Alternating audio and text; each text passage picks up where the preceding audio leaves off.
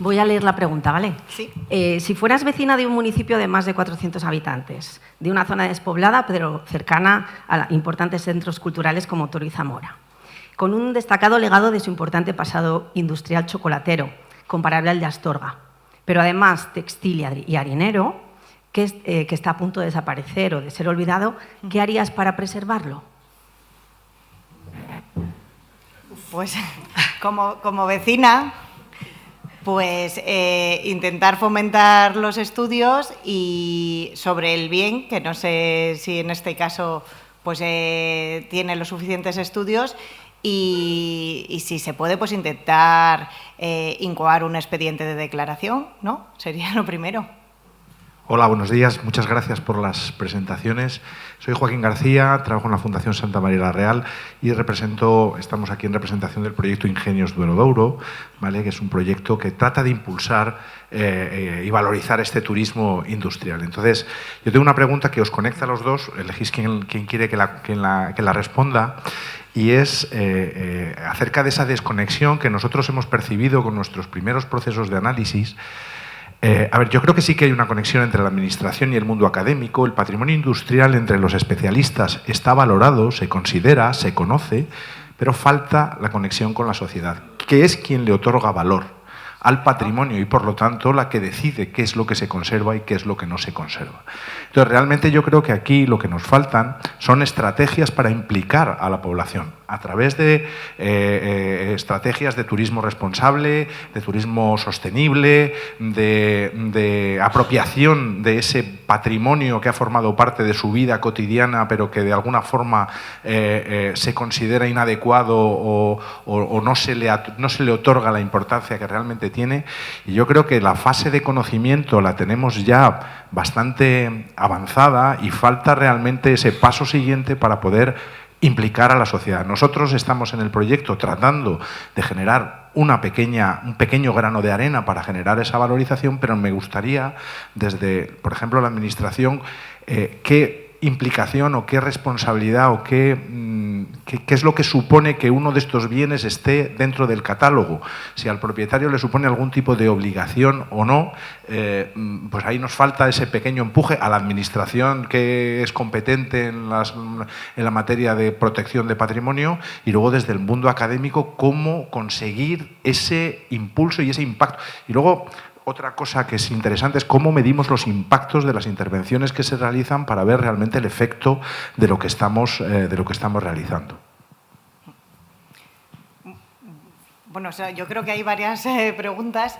No sé, bueno, nosotros desde el plan, en la comisión de seguimiento, tenemos expertos de todo tipo. Tenemos expertos, aparte de las administraciones, tenemos de diferentes universidades y tenemos también de asociaciones que efectivamente son las que muchas veces pues, nos ponen en la alerta, ¿no?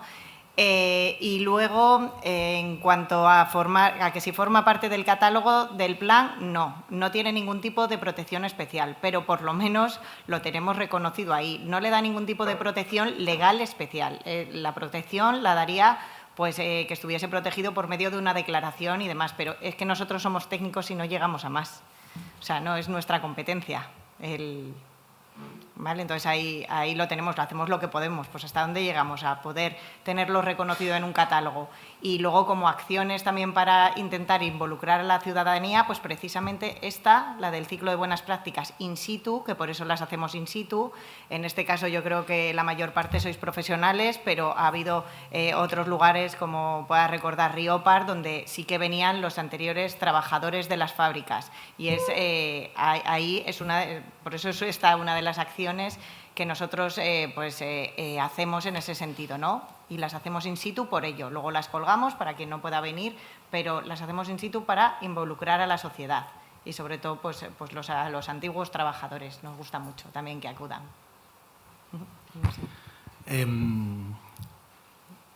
Aquí estamos los investigadores. Aquí sí. Cuéntese con nosotros. Disponibilidad total, en mi caso. Aquí estamos.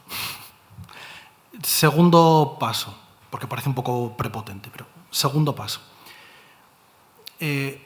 La ciudadanía, lo saben perfectamente, mejor que yo, no percibe el valor de la arquitectura que es tan parecida a la casa donde vive. Zamora tiene un patrimonio románico extraordinario y tiene un patrimonio modernista extraordinario y ecléctico, porque coincidieron una serie de circunstancias. De hecho, aquí hay una persona en la mesa que va a hablarles después, que es experto en este tipo de arquitectura, ¿no? Es el caso, ¿no? Hace 20 años cualquiera, 20 no, estamos en el 25, hace 30 años cualquiera hablaba de esta arquitectura, miraban raro. ¿Pero qué estás diciendo? Si, total, había edificios en Zamora que estaban cayendo a cachos, modernistas y otros a cachos. Y la valoración general de la población es... Claro, ahora hemos dado un paso más y ya no vamos a edificios que se caen a cachos, pero que aparentemente son agradables, agradecidos y bonitos, como esta arquitectura, sino arquitectura de ladrillo, arquitectura, pues de, no sé, brutalista. Pero esto es horrible, si es que es como mi casa. Hace unos años tuvimos una polémica que, por suerte o por desgracia, pues yo moví un poquito ahí, con la capilla del Hospital Provincial, un edificio de 1964, ladrillo caravista, pues que se demolió para hacer un aparcamiento de coches. Yo estaba haciendo la tesis por entonces, recabamos algunos informes de Docomomo Ibérico para intentar proteger la capilla, hago informes para el Colegio de Arquitectos, para la subdelegación del Gobierno, para Sanidad, solo recibo contestación del Colegio de Arquitectos de Zamora. O sea, no hay valoración. Si los propios colegios profesionales no tienen consideración por este tipo de patrimonio, no podemos pedirle peras al olmo a la ciudadanía en general, ¿no? Entonces, yo creo que hacer un trabajo de... Este edificio que es de ladrillo caravista, como el que usted vive, precisamente tiene unas singularidades que no son las de su casa, aunque su casa sea maravillosa. Y explicamos por qué no, por esto y por esto. Claro, es muy difícil que la gente considere que un edificio de caravista, de una estructura muy similar a donde vive, o como el edificio de al lado, pues tenga una plaquita ahí que pone Docomomo Ibérico, reconocimiento, como hay un par de ellos tres en Zamora, ¿no? Y mi casa no, estaría nuestra, de todos, claro. Yo creo que las implicaciones de las instituciones públicas, y perdón porque me alargue, se dan. De hecho, esto es un ejemplo. El Ministerio de Cultura, Ayuntamiento de Zamora se dan. ¿Deberían hacerse más estrechas? Yo creo que sí. Porque si no, seguiremos tirando la panera social, seguiremos tirando más edificios que bueno, pues han sido demolidos en la ciudad. Hola, buenos días a todos. Soy Ana, vengo en representación de la Asociación Ibérica de Municipios Ribereños y soy, junto con el anterior colega, pues somos partners del proyecto Ingenius. Perdón. Y bueno, daros las gracias por las ponencias tan estupendas y por darnos qué pensar, ¿no? Sí, mi pregunta es un poco más directa. Es decir, he oído a Ángel mencionar a empresas privadas, Iberdrola, Fenosa, Iberduero, bueno. Entonces, ¿habría alguna forma? Hemos hablado de administración, de universidad, de la sociedad civil. ¿Habría alguna forma de que esas empresas privadas se implicasen y nos devolviesen como deuda, puesto que están explotando todo aquello que hemos visto, de que nos devolviesen de alguna manera y se implicasen en la conservación o la puesta en valor de ese patrimonio industrial? Es decir, que como hemos hablado de todas las entidades de la sociedad, esas empresas, ¿habría alguna forma de implicarlas, puesto que han explotado y están explotando esos recursos que son de todos? Hemos visto ahí Ricovallo, que devolviesen de alguna manera o implicarlas de alguna manera también para que, puesto que ellos manejan unos presupuestos distintos de la administración, que devolviesen ese valor a esas zonas. A ver, yo creo que ellos dicen que se dedican a producir energía eléctrica y no a conservar edificios. O sea, a priori te van a decir no. Como dijeron, no financiamos nada de esto. Ya está, fenomenal. Luego se implicaron mucho. Pero a priori te dicen, no, yo es que me dedico a producir energía eléctrica, no a cuidar mi patrimonio que he construido para el uso que tuvo, ya no lo tiene, no quiero saber nada. Pero da la casualidad que en Perlora, en Asturias, el poblado se está rehabilitando para ofrecer a los propios trabajadores de UNOSA que puedan allí pasar las vacaciones. 5 viviendas de Ricovallo han sido restauradas o arregladas por Iberduero para ofrecer a trabajadores, para fines de semana, para... No sé cuál es el régimen. Se puede. ¿Se puede hacer una venta a una empresa que diga voy a construir una residencia de ancianos en la que cada anciano vive en su casa, apartamento y tiene servicios comunes en el antiguo bar hospedería? Se puede. Pues es cuestión de pericia y de negociar, pero yo también entiendo que las administraciones públicas igual tienen otras prioridades. Lo puedo entender. Pero bueno, también aquí está un poco la altura de las personas que están bueno, pues un poco encabezando estas instituciones, ¿no? Si quieren ir un poco más allá y dar un salto adelante, y además en el argumento que usted dice, ¿no? O sea, 10.000 hectáreas de la provincia de Zamora están sumergidas por aguas. nosotros estamos colaborando con ustedes, ustedes tienen que devolvernos un poco. Y está muy bien que, pongamos el caso, Iberdrola fomente en femenino, ¿no? Esto es la selección femenina, pero bueno, gástese un poquito de eso en revertir un poco en... Bueno, no sé, se me ocurre. Sí, o sea, hay que convencerles, ¿no? Habría que convencerles, no se les puede obligar. Entonces, por lo que dices, eso es. El caramelo en la boca. Sí. Esto vale muchísimo y que se lo crean. Pero claro, es que igual nosotros no nos lo acabamos de creer del todo, en general, ¿no?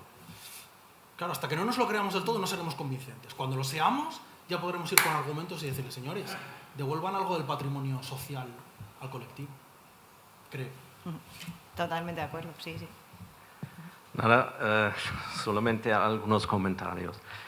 Eso que dice la población o que dice la gente, que valora la gente, bueno, es un poco qué ha sido el siglo XX cuidando el patrimonio, ¿no? El mismo Riva del Lago, claro, es una arquitectura que está totalmente ajena a lo que hubo en Riva del Lago, ¿no? Y que en Alemania siempre se dice después de la destrucción de la Segunda Guerra Mundial vino la destrucción de la recuperación o de la reconstrucción de las ciudades, ¿no? Digamos, un símbolo, una norma del siglo XX ha sido tratar muy mal la historia y tratar muy mal toda la tradición.